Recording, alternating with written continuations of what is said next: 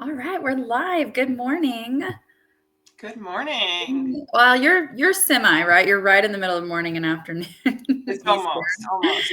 Yeah, I'm so glad to do this. So, for those watching, you know that I'm Jasmine. I'm the founder of Affixify, and I host our kind of new show that we call Industry Chats, where we bring industry experts, both vendors, hoteliers, even consultants soon, to talk about various industry topics. And sometimes those topics are about tech and sometimes they're not. But today it is, and I'm super excited. So today we have Theresa Ellsworth, who is a VP over at Certify. Theresa, tell us a bit about yourself for those that didn't catch you on our fall or summer episode. Oh, gosh, it's been that long. Sure. Theresa Ellsworth, like Jasmine said, I am the VP of Regional Sales over at Certify. And our mission really is to help hoteliers have an easier day-to-day. We want to make your day-to-day easier because work is hard enough as it is. Yes, that's a perfect way to put that. It is hard enough. And Mhm. Theresa and I mean, we go way back at this point. I know. I won't say how many years. I mean, yeah, it's a lot of years. It's a lot of years. We worked together back at Springer Miller. So that would have been, when I was just 2 years out of college, I think. So yeah, time flies. And you guys, so what's going on in Florida right now? How's the weather? Apologies in advance to anyone up north. The weather is absolutely perfect. Right now, we had a little bit of a cold snap. We were having some 55-degree days, but high at 75 today. It's beautiful. Gosh, I'm jealous. We're in Dallas. It's 50-ish. So for us, though, we've had kind of a cold July. I think even Houston had a ton of snow, and you never know here. Did you have snow? We did have a little. Yeah, we had so the northern part of the Metroplex had like 6 inches of snow 3 weeks ago. We got about an inch and a half, but to us, that shuts down everything here. Yeah, that shuts it down. So, well, today we're going to talk about tech purchasing in our industry. And what I think is so unique, and everyone here understands what I'm saying, is our industry just has very different nuances when it comes to buying technology than other spaces. And in this launch of my own endeavor with Affixify, I've quickly learned that tech selection is its own animal and it grows and evolves and integrations. There's so much to it. And so, how we got started on this conversation and ultimately Theresa decided to do this live session was because you guys put out an article about easing the pain of tech selection. And we loved it. We reshared it to our network on our blog. And I thought we should really take this to the public and to the industry and talk a little bit more about this. And I can't imagine a better person to do that than you, because you've been in so many tech, sales environments, implementation environments. You've worked with both independents, you've worked with chains, you've worked with spas. I think you've probably seen the gamut of everything from implementation to integration to all of it. So let's just jump right in. I want to ask you, what are you like, high level overview of where we're at today, 2025? What makes tech selection, shopping for hotels so challenging? Like, that's a broad question, but what would you say? Yeah. First and foremost is the sheer volume of options. Yes. And when I say sheer volume, I don't even mean just I'm looking for a PMS and there's so many options. Every department at a hotel, at an event venue has so many different things that they can automate, Wow. pain points they can have solved with technology. And it's a lot. I don't think one individual, unless they dedicate their entire day to day to it, can Yeah. really keep track of everything and all the different options that there are. That's exactly right. And I would even add to that, even if I think there's two things. You have a problem to solve. What I have found in my own journey is you don't necessarily know what it is that will solve that problem. And so that's something that we are actually working on tackling right now is a lot of times between, hey, I'm a hotel that has a need. Oh, that need is to find maybe a new revenue management system, for example. there has to be someone that comes in and helps identify, oh, this is what you need. So that has been something we've learned, is really figuring out and pinpointing which solution, which technology will solve my problem. And then integrations, which I don't claim to be a total expert on, but I'd say 99% of the hotels I talk to just stress the need for better integration or good integration. And I don't know. I mean, I think that, do you still hear that quite a bit in your seat as well? I was actually going to ask you about integration, because ultimately you have a pain you're trying to solve, right? You want to either save costs, you want to save time. We know there's staffing shortages, but if Yes. you have two systems that don't efficiently and effectively talk to each other, it really is a challenge, because at the end of the day, we are in guest service, and Yeah. that's all there is to it. So if the guest is not having an improved, excellent, memorable experience, what are we doing? And you know what? Yes. And I have a personal story on that. Actually, I was traveling to the hospitality show in October, San Antonio. So awesome. I got to drive because I'm in Dallas area. And I stopped over in Austin with Stephanie for the night. We're like, we're going to grab a hotel, stay the night, just so that we're not doing the entire drive, because it's about 5.5. I mean, you lived in San Antonio. And we stop and we get into our room that we had booked. And then, it was a mess. I mean, actually very messy, like had not been cleaned, not just like bed sheets. I mean, it was just dirty. So we get all of our stuff. It's 10 o'clock at night. We walk to the front desk, and the gentleman, the owner of the property, he looks in his system and he looks so confused. And he said, I don't understand, because here it shows that it's clean. And my first thought was, something's broken then. Something's not integrating, or something. Obviously, human error could be part of that, but he was completely confused. Nicest guy. He took care of us. It was fine. But he was just mind boggled why his system would say it was clean, but the actual experience was terrible and it wasn't clean. So yes, I think at the end of the day, the impact on the guest of not having tight integrations is immense. I mean, I probably wouldn't stay at that hotel again just based on that experience, right? Right. And word of mouth is one of the most powerful marketing tools we have. I mean, Yeah. at Certify, it really works in our favor because we Yeah. have so many clients, but it can very easily work in the other direction, like the terrible experience you had. Yeah. Yeah. No, absolutely. And I do think that's a big part of maybe what the hotel feels that our tech providers are having to get more on board with, is the guest is so directly impacted by technology, even if they don't know it, that, we have to think from that perspective when we're going out in the tech space. So I agree. I think it's challenging. What do you think as far as like, okay, real life? So my story about it going poorly, like, have you seen a scenario, whether you're implementing technology or selling technology, where you've just seen a hotel or a group or someone do it really well, as far as the process goes and RFPs and all of it? Yeah. And to tie my background into this question a little bit, Yeah. I've been in hospitality technology almost 20 years, and 8 of those years I was what's called an application consultant. So Yeah. my role every day was to help sales folks demo our system, but show the value of our system and help these hotels and venues select a PMS system, select their spa tech. So I have seen a lot of things like RFPs. I've seen a lot of different types of properties making their selection and do it different ways.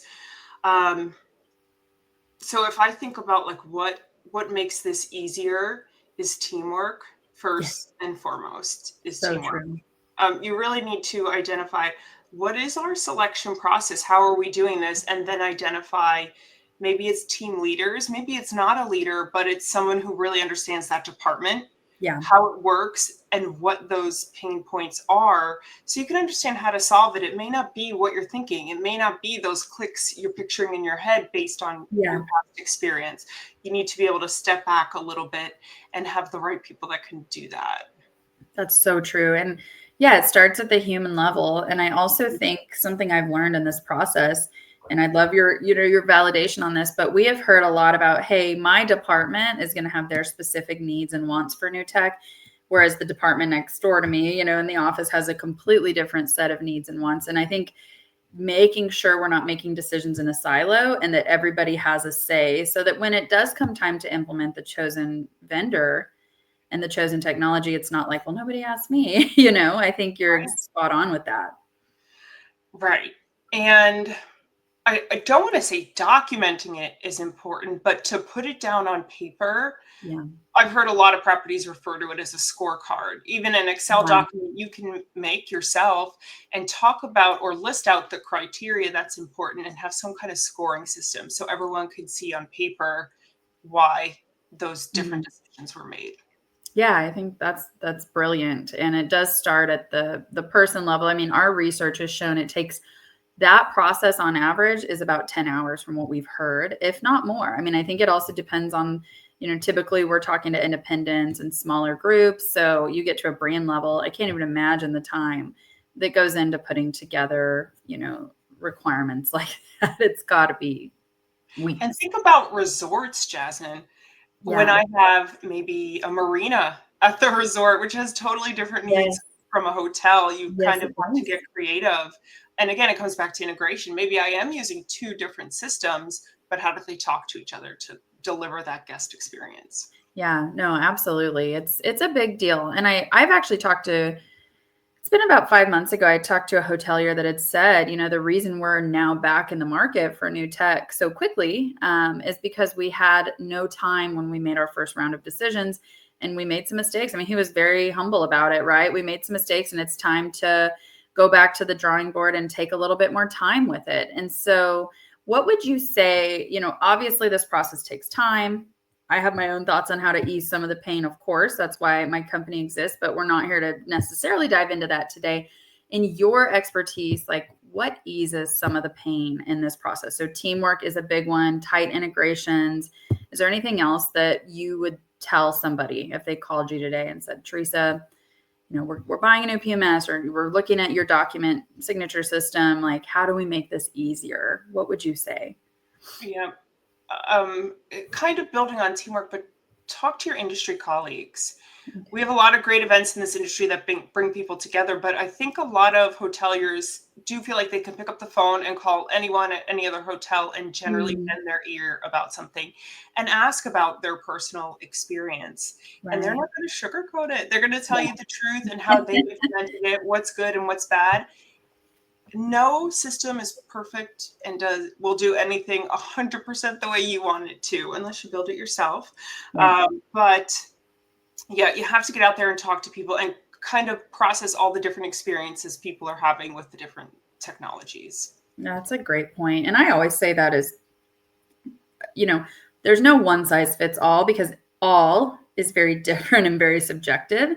What one hotel needs and one property needs, to your point, I might have a very similar hotel down the road, but they don't have a marina, or, I have a spa, or I'm limited service. So that's where we find that having kind of your needs and requirements versus, hey, this is what I found when I Googled best, best system, because that's a very difficult thing to say, this is the best system for you. Well, it really depends, right, on what your individual needs are as the hotel. Right. And, if you are going to take the time to assemble a team, to put together a project, to execute this project, when it comes to it's, especially for like a PMS or a spa management software, you are Right. not going to want to sit in multi-hour demos for Yeah. every product. You really want to have it narrowed down to, again, who could solve my pain point before you Yes. spend all that time and your entire team's time on that. So I met a gentleman in Southern California in the fall. I was at a conference. We were part of an innovation session, and he had 2 properties, and he had done extensive research for a PMS. But somewhere along the way, I say extensive research, I think he had to go back and research. So he started with demos, and he got to the second or third demo with this system. And he said it was in that, like, each demo is about an hour, right? Especially for PMS. And he said it was in that third or second demo that he realized, this isn't going to work for us. And now I've wasted not only his time, but the reps' time, because we've both been in those shoes. And he was so genuine. He said, well, really, we were talking about, he's like, I wish I would have known about some of these other things to help me sooner, because it is so hard and it does take time. And why spend the time with the wrong potential players, right? At least wait until you have the right player in the seat to actually show you those demos, because then you still have to spend hours going through and vetting, but make sure they're right from the get-go. Yeah. And just to build on that, you have to be upfront about these things. If you do get that feeling, oh, wait, maybe this is not what I thought or not what we need. Yes, Right. take the time to dig into it and be sure, because you don't want to write off a company if it might be a good solution. But if they're not, you have to be upfront with the person you're working with. You have to be upfront with your team and really talk it through, like you said, so you're not wasting everyone's time, especially your own. Yeah, I could not agree more. And I think we're all figuring it out, right? This is, you walk into high tech now. I think you and I said this last summer when we did a session, and there's so much. I mean, even from 10 years ago, there were some great options and a lot of vendors, but now it's a lot. There's so much tech out there figuring out. And then you hear the buzz term tech stack all the time. I mean, we use it too. It's like, what does that mean? How does that actually apply to me? And at the end of the day, how do I cut through the marketing and figure out like which technology truly does my property need? Right. Exactly. It's overwhelming. It is. It also is a good point, Jasmine. You have to get out and get to these industry events. Sometimes it is a little bit of an investment, but it is such a great opportunity to see all or most of the technology in one place. Well, it is. And I think we're seeing a lot more of a trend towards education in these events, not just like I'm in conversations right now with a group that's starting different events globally. And they told us, like, we don't want people up there just pitching their product. We want people up there educating. And I think there's more of an emphasis on partnership and education now than ever before in our space. Right. And I guess this is another tip I would give everyone. These companies, these tech companies really are the experts.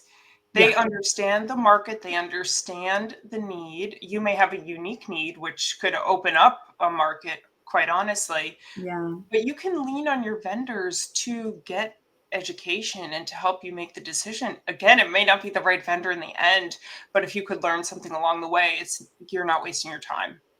Yeah, no, I think that's so true. And then, people, right? We move around. Like I might be at one hotel today and in a year I'm at a different one. And so creating that true partnership with the experts, you can now bring that vendor maybe to the next place that you're at too. So I think and we've both seen the value of that in our careers. Absolutely. So, I love it. So great thoughts, great advice. The other thing I would add in here is there are some amazing industry consultants that can help guide as well. In fact, we have said it, and I think I've said it even earlier, is sometimes between like, okay, I know I need something, right? Like I said earlier, and what is it that I need? Some of these consultants can really come in and their whole passion is just helping you figure out what it is you need. There's also, so I have a new friend, Jody, and her consulting company, her entire premise is they help implementation, and they also help you figure out maybe we incorrectly implemented something and like where do we step back and redo this that fits for our team. I think consultants are kind of the unsung heroes too of the industry, because they can really get in and help you with tech where maybe there's a gap and you don't necessarily know kind of what to do from here.